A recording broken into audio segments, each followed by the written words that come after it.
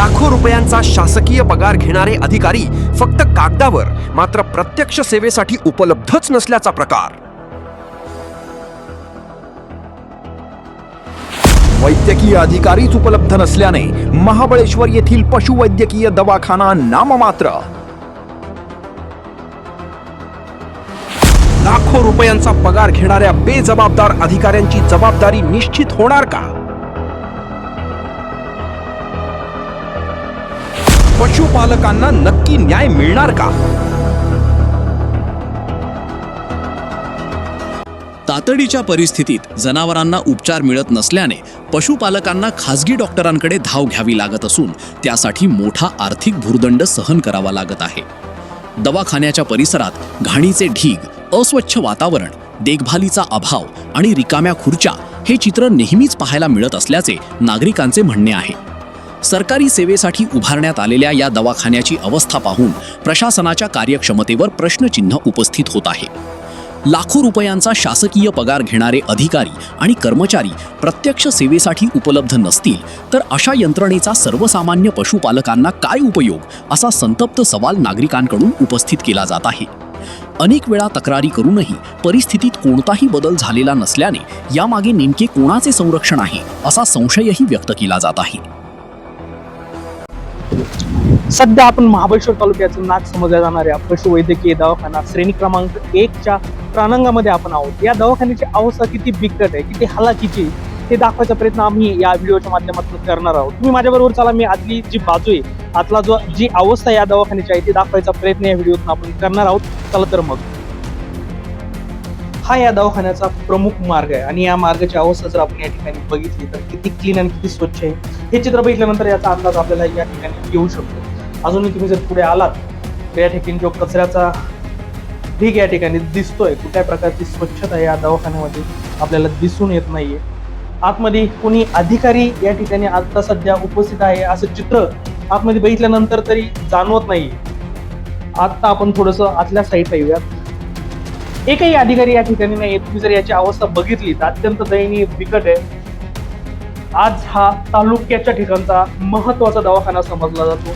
अनेक शेतकरी या तालुक्याच्या भागामध्ये राहत असतात. अनेक शेतकऱ्यांची जनावर या ठिकाणी उपचारासाठी येत असतात. पण मागील काही दिवसांपासून या ठिकाणी एकही पशुवैद्यकीय अधिकारी उपस्थित असल्याचं चित्र आजपर्यंत तागायत दिसून आलेलं नाही. अनेक शेतकरी येत आहेत, आपले जनावरांना आणतायत, परंतु कुठल्याही प्रकारचा वैयक्तिक आणि जबाबदार असा अधिकारी या ठिकाणी आतापर्यंतल्या शेतकऱ्यांना आढळून आलेला नाही. या ठिकाणची जर अवस्था तुम्ही बघितली तर अत्यंत दयनीय बिकट आहे. पावसाळा तोंडावर आहे आणि या हॉस्पिटलची परिस्थिती खरं तर खूपच दयनीय असं म्हणायला हरकत नाही. आता या ठिकाणी नक्की अधिकारी कुठले काम करतायत, किती दिवसापासून या ठिकाणी अधिकारी नाही आहेत, या सगळ्या गोष्टींचा आढावा आपण या पुढच्या व्हिडिओत घेणार आहोत. तोपर्यंत या ठिकाणी थांबूयात. धन्यवाद.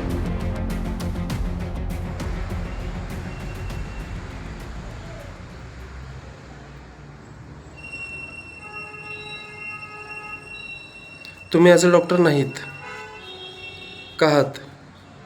डॉक्टरच आहे आम्ही. LSS म्हणजे आमचं काम डॉक्टरच झालं साहेब. ओके, बरोबर. पण तुम्ही सरकारी सेवेत आहात का? तुम्ही ॲज अ डॉक्टर म्हणून तुम्ही सरकारी सेवेत आहात का? पण गव्हर्नमेंट की कसं खास साहेबांचं काम करतो मी. साहेब म्हणजे कोण? जसं की आमचे साहेब आहेत ना.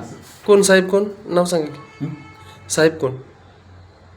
तुमचे साहेब कोण? साहेब म्हणजे मी कॉन्ट्रॅक्टवर होतो. नाही, तुमचे साहेब कोणते तर सांगा मला.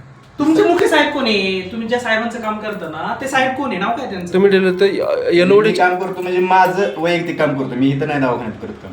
अच्छा, मग थोडक्यात तुमचा त्या दवाखान्याचा संबंध नाही. मी प्रायव्हेट असल्यामुळे मी असं फिरूनच काम करतो. मला अशी ओळख ठेवायला नाही, आम्ही काय विचारतोय की तुमचा ह्या दवाखान्याचा काही संबंध आहे का? नाही, तसं नाही. ओके, आता बस तेवढंच. तुमचा ह्या दवाखान्याचा संबंध नाही का आहे? नाही. ओके, तुम्ही सर? आमचं आहे तर.